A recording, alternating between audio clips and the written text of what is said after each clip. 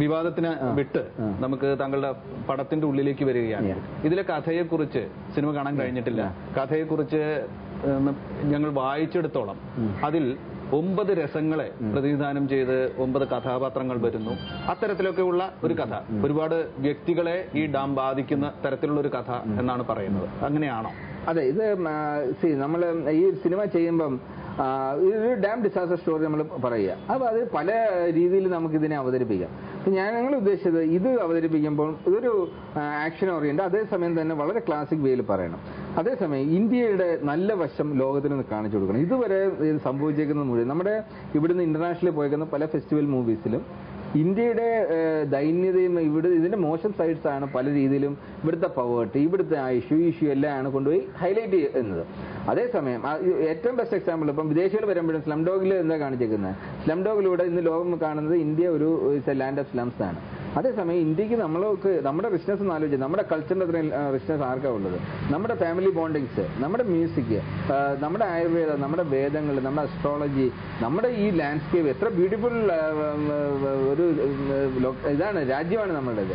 ഇതൊന്നും ലോകത്തിന് മുന്നിൽ ശരിയായ രീതിയിൽ അവതരിപ്പിക്കാത്തതുകൊണ്ട് തന്നെ ഈ ചിത്രത്തിൽ ഇതെല്ലാം കാണിക്കണം. അങ്ങനെ വന്നപ്പം കുറേ സാധനം ഷോർട്ട് ലിസ്റ്റ് ചെയ്ത സാധനത്തിലാണ് നവരസ എന്ന് പറഞ്ഞ കൺസെപ്റ്റ്. തിയേറ്ററിക്കൽ ആർട്ട് ഫോമിൽ ജസ്റ്റ് ഇമാജിൻ ചെയ്യും. 2000 വർഷത്തിന് മുമ്പ് നാട്യവേദം എത്രയോ തൗസൻഡ്സ് ഓഫ് ഇയേഴ്സ് ബാക്ക് നിന്ന് വേദങ്ങളിൽ നിന്ന് നാട്യവേദത്തിന് നാട്യശാസ്ത്രം ഉണ്ടായി. ഈ നാട്യശാസ്ത്രം 2000 വർഷം മുമ്പ് തന്നെ ഹ്യൂമൻ ഇമോഷൻസിനെ 9 രീതിയിൽ എക്സ്പ്രസ് ചെയ്യാമെന്നും അതിന് ഓരോ കളേഴ്സ് ഉണ്ടെന്നും ഇതൊക്കെയുള്ള എത്ര വലിയൊരു ഒരു കണ്ടെത്തലായിരുന്നു അത്. പക്ഷെ ലോകത്തിന്റെ മുന്നിൽ ഇപ്പോഴും ശരിയായ രീതിയിൽ അവതരിപ്പിച്ചില്ല. അപ്പം ഈ ഒരു സിനിമയിലൂടെ ഇത് കൊണ്ടുവരുമ്പം തീർച്ചയായിട്ടും അതിന് ഒരുപാട് പെട്ടെന്ന് പരക്കാൻ സാധിക്കും.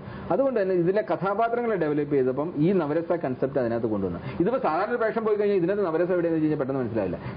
ആദ്യം ആ നവരസ മനസ്സിലാക്കണം. നവരസ എന്താണ്, ഈ 9 രസങ്ങൾ ഏതൊക്കെയാണ്, ഇത് മനസ്സിലാക്കിയിട്ട് പോയിട്ട് ഓരോ കഥാപാത്രത്തിനെ കാണുമ്പോഴേ ഇത് മനസ്സിലാക്കാൻ പറ്റും. അല്ലെങ്കിൽ കഥ അറിയാതെ ആട്ടം കണ്ട വ്യക്തിയെ പോലെ ഇരിക്കും, സാധാരണ ഒരു സിനിമ പോലെ ഇരിക്കും. പക്ഷേ ഞങ്ങൾ ക്യാരക്ടറിനെ ഡെവലപ്പ് ചെയ്തപ്പം ഓരോ കഥാപാത്രത്തിനും ഓരോ സ്ഥായിഭാവം വരുന്ന രീതിയിലാണ് ഈ നവരസയിൽ ഓരോ രസം ഓരോരുത്തർക്കും സ്ഥായിഭാവമായിട്ട് കൊടുത്തുകൊണ്ടാണ് ചെയ്തേക്കുന്നത്. അപ്പം ഈ സ്ഥായിഭാവം മാറുന്ന എപ്പോഴാണെന്ന് വെച്ച് കഴിഞ്ഞാൽ ഇവരുടെ എല്ലാം ഉള്ളൊരു ഇമോഷണൽ ഡാം ഉണ്ട്.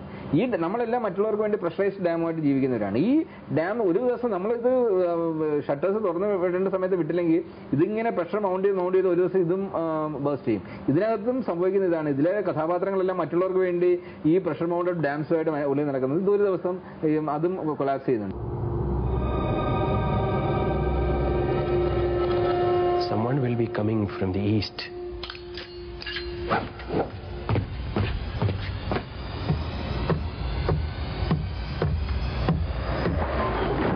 Are you crying for me? Or are you crying for your dad?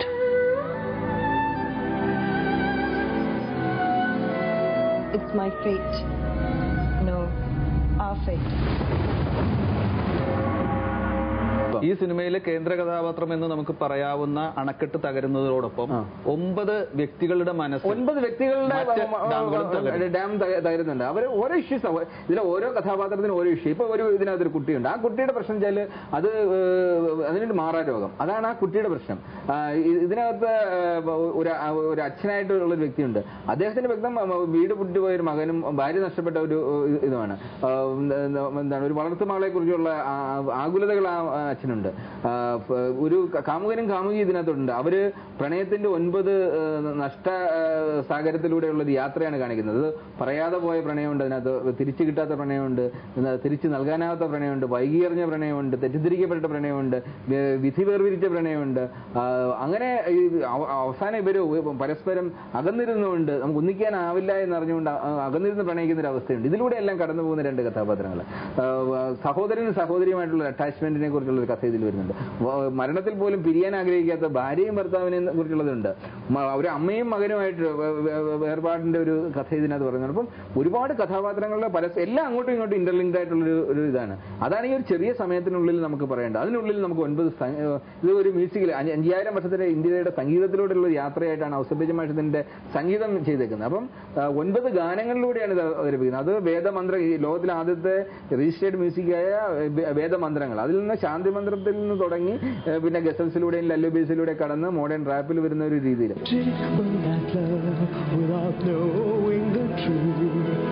Lost in the sea without saying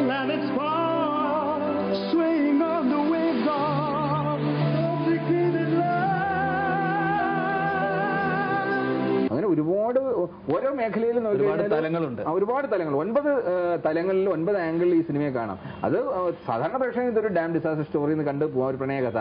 പക്ഷേ ഇതിനെ ഇപ്പം അധികാരികമായിട്ട് ഒന്നുകൂടെ പോയി കണ്ടു കഴിഞ്ഞാൽ ഇതിനെ വേറൊരു ആംഗിളിൽ കാണുക. ഇപ്പം നവരസ പോയിന്റ് ഓഫ് വ്യൂ പോയാൽ അതിൽ മാത്രം നോക്കി കഴിഞ്ഞാൽ നവരസ ശരിക്കും മനസ്സിലാവും. കാര്യം ഇതിലെ കോസ്റ്റ്യൂംസ് പോലും ഈ നവരസയുടെ കളേഴ്സ് വെച്ചിട്ടാണ് ഓരോരുത്തരെയും ഡിസൈൻ ചെയ്തേക്കുന്നത്. ഇതിന്റെ കളർ കറക്ഷൻ ചെയ്തേക്കുന്നത് അതേപോലെയാണ്. അപ്പം ഓരോന്നിലും അത്രമാത്രം സമയം എടുത്തിട്ടാണ് ഇതിന്റെ സ്ക്രിപ്റ്റ് പോലും ഡെവലപ്പ് ചെയ്യുന്നത്. തീർച്ചയായും നല്ല കൃതികളൊക്കെ പല ആളുകൾക്ക് പല രീതിയിൽ പല കാലത്തിന് പല രീതിയിൽ വായിക്കാൻ കഴിയുമെന്നാണല്ലോ. ഇല്ല, അതുകൊണ്ട് തന്നെയാണ് ഇതിന്റെ സ്ക്രിപ്റ്റ് ഇത്രയും ഒരു റിസർച്ച് ചെയ്തുകൊണ്ടാണ് ഓസ്കാർ ലൈബ്രറിയിലേക്ക് ഇതിന്റെ സാധാരണ ഓസ്കാർ ലൈബ്രറിയിലേക്ക് ഒരു പുസ്തകം ഇതിന്റെ സ്ക്രിപ്റ്റ് തിരഞ്ഞെടുക്കുന്നതിന് നോമിനേഷനൊക്കെ കഴിഞ്ഞ പ്രൊസീജിയർ കഴിയുമ്പോഴാണ്.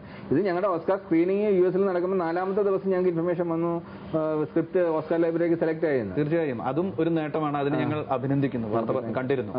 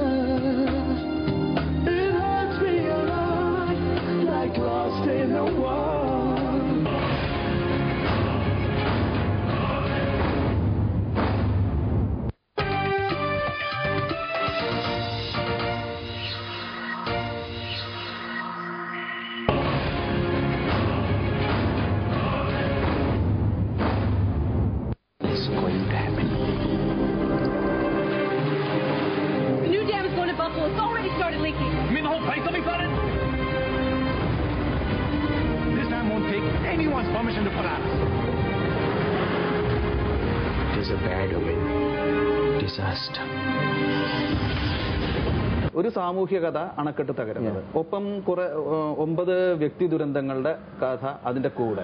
താങ്കൾ നേരത്തെ പറഞ്ഞു അഴിമതി പോലുള്ള ഒരു പ്രശ്നം ഇതിൽ ഉണ്ട് എന്ന് പറഞ്ഞു. അതല്ലാതെ ഇപ്പൊ മുല്ലപ്പെരിയാറിന്റെ തന്നെ ഉദാഹരണം എടുത്താൽ അതിൽ കാണുന്ന ഒരു സാമൂഹ്യ വീക്ഷണത്തിലൂടെ കാണേണ്ട ഒരുപാട് കാര്യങ്ങളുണ്ട്. 100ഓളം വർഷങ്ങൾക്ക് മുമ്പ്, 100ലേറെ വർഷങ്ങൾക്ക് മുമ്പ് ഒരു നാട്ടുരാജാവ് ബ്രിട്ടീഷ് ഭരണാധികാരികൾ മറുവശത്തും ചേർന്ന് ഉണ്ടായ ഒരു കരാർ 999 വർഷത്തേക്ക് ഒരു കരാർ എഴുതുന്നു. നിസ്സഹായനായ ഒരു നാട്ടുരാജാവ് അല്ലെങ്കിൽ കപ്പം കൊടുക്കുന്ന ഒരു നാട്ടുരാജാവിന് കൊളോണിയൽ അധികാരികളോട് മറുവശത്തു നിന്നുകൊണ്ട് ഒരു കരാർ എഴുതുന്നു.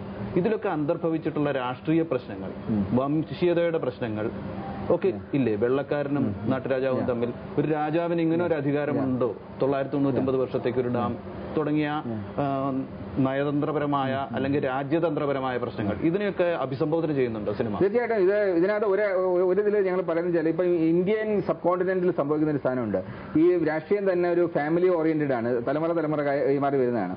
അതിനു മുമ്പ് ഈസ്റ്റ് ഇന്ത്യ കമ്പനിയുടെ കാലത്ത് നിന്ന് ഉള്ള ഒരു രീതിയുണ്ട്. അപ്പൊ ഞങ്ങൾ ഇതിനെ രണ്ടിനെയും കൂടെ ക്ലബ് ചെയ്തിട്ട് ഇതിനകത്ത് ഒരു ഈസ്റ്റ് ഇന്ത്യ പാർട്ടിയായിട്ട് ഒരു കമ്മ്യൂണിസ്റ്റ് പാർട്ടി ഇതിനകത്ത് അധികാരത്തിലിരിക്കുന്ന മേയർ, അദ്ദേഹത്തിന്റെ പാർട്ടിയെ നമ്മൾ കാണിക്കുന്നത് പകുതി ബ്രിട്ടീഷിനെയാണ്. കാര്യം ആ ഒരു കൊളോണിയൽ സമയത്തുള്ള ഒരു രീതി, ബ്രിട്ടീഷുകാരെ വെച്ചുകൊണ്ട് രാജ്യം കൂടെ ചേർന്ന് ഭരിക്കുന്ന ഒരു രീതിയിൽ ഒരു ഇന്ത്യൻ ഒറിജിനുള്ള ഒരാൾ ഒരു ബ്രിട്ടീഷ് ഒറിജിനിലുള്ള ഒരു സ്ത്രീയെ കല്യാണം കഴിക്കുന്നു.